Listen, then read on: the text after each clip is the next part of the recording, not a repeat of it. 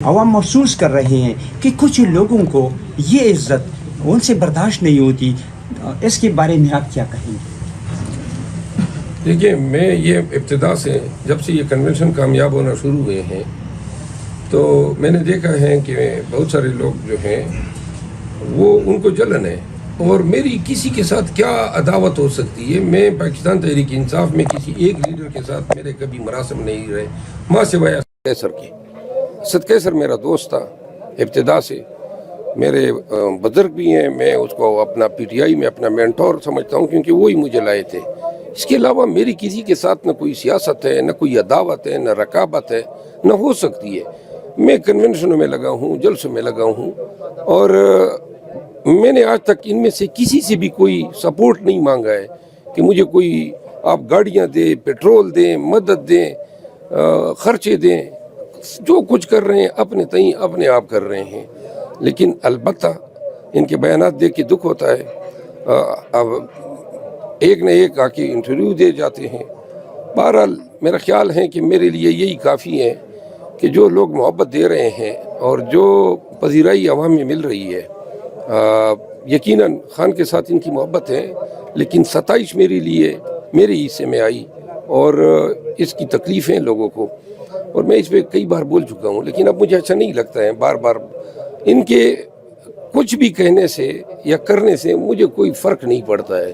خان کا ایک اعتماد ہے، آج بھی ملا ہوں ان سے، خان نے مجھے کہا الفاظ، مجھے آج خان کے الفاظ تھے، میں نے انہیں کہا کہ یہ ایک مسئلہ ہے، تو انہوں نے مجھے کہا کہ آپ پی ٹی آئی کے فیس ہو، یہ خان کے الفاظ تھے۔ اور جب یہ بات ہو رہی تھی تو گور صاحب بھی بیٹھے تھے، ان کی بہنیں بھی بیٹھی تھی، اپنا بیرسٹر عمیر نیازی بھی بیٹھے تھے۔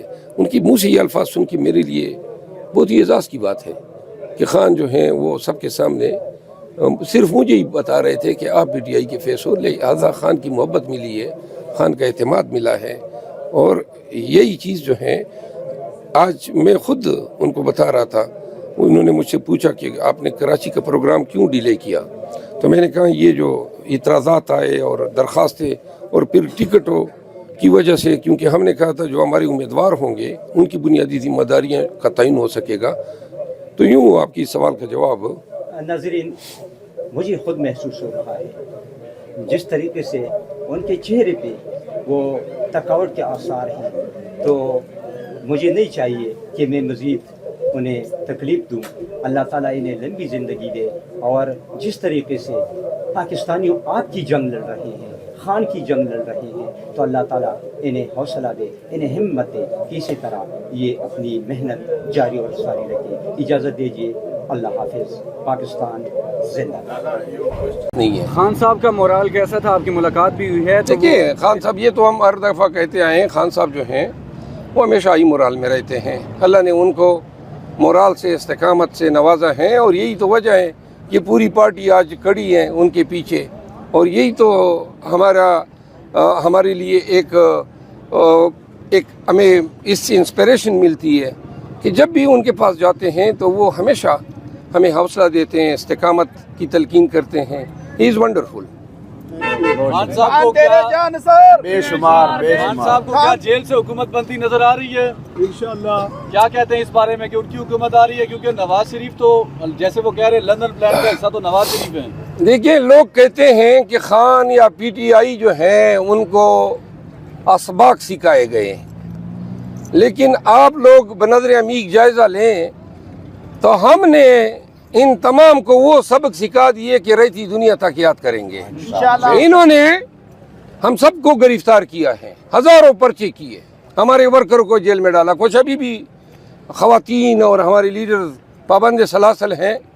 انہوں نے پوری قوم کو ڈرایا، انہوں نے ہر وہ حرکت کی جو خلاف قانون، انسانی حقوق کی پامالی اور بنیادی حقوق کی پامالی تھی۔ کیا کیا ظلم نہیں ہوا، لیکن اب نتیجہ نکلا کیا؟ بلوچستان اٹھ کھڑا ہو چکا ہے، کے پی اٹھ کھڑی ہو چکی ہے، سندھ ہم جا رہے ہیں، اور چند دنوں کی بات ہے پہلے بھی لوگ ہماری ان دعووں کو دیوانے کا خواب کہتے تھے، لیکن پورے وثوق سے ہم بتا رہے ہیں کہ سندھ ہمیں پکار رہا ہے، اور ہم سندھ جا رہے ہیں، اور آپ دیکھیں گے کہ سندھ اس طرح اٹھ کھڑا ہوگا کہ یہ ہیبت اور یہ پنجاب پہ بھی طاری ہوگی جنہوں نے پنجاب کا یرغمال بنایا ہوا ہے.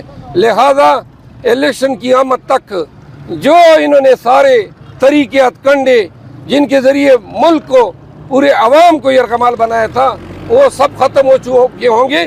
نواز شریف اس امید پہ یہ الیکشن لڑنے جا رہا تھا کہ جناب عوام جو ہے وہ خائف ہوں گی, ڈری ہوئی, سہمی ہوئی, اور مجھے تیار جو ہے آملیٹ پلیٹ میں پیش کیا جائے گا.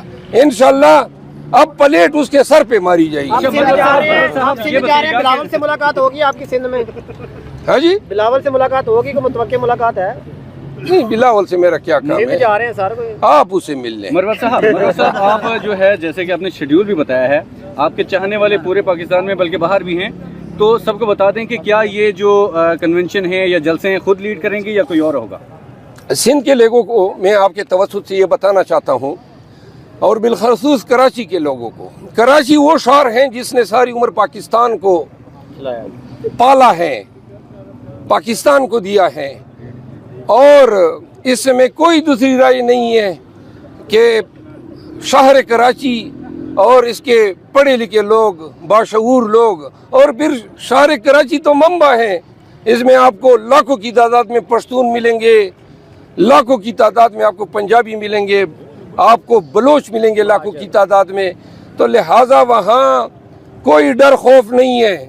سارے انشاءاللہ اسے تیار بیٹھے ہیں, میرے ساتھ رابطے میں ہیں, کہتے ہیں آمد آپ کی, باقی آپ ہم پہ چھوڑ دیں.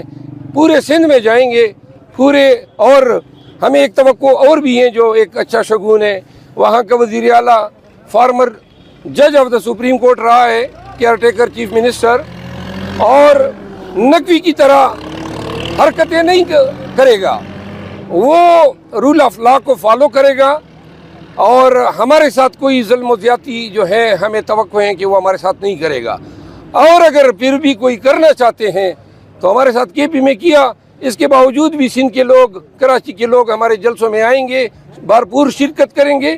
یہ وہ وقت ہے کہ کراچی جب ہمارے ساتھ اٹھے گا تو یہ پورے سندھ اور پورے پاکستان کے لیے ایک پیغام ہوگا کہ خان کا طوطی جو ہے اب پورے پاکستان میں بول رہا ہے. اچھا, ابھی آپ کو تو نہیں لگتا کہ آگے سندھ میں جائیں گے یا کہیں اور جائیں گے تو گرفتاری کہیں ممکن ہے؟ نہیں, تو گرفتاری تو اب ہمارے ذہن میں کہیں پہ کوئی ڈر خوف تو ہے ہی نہیں.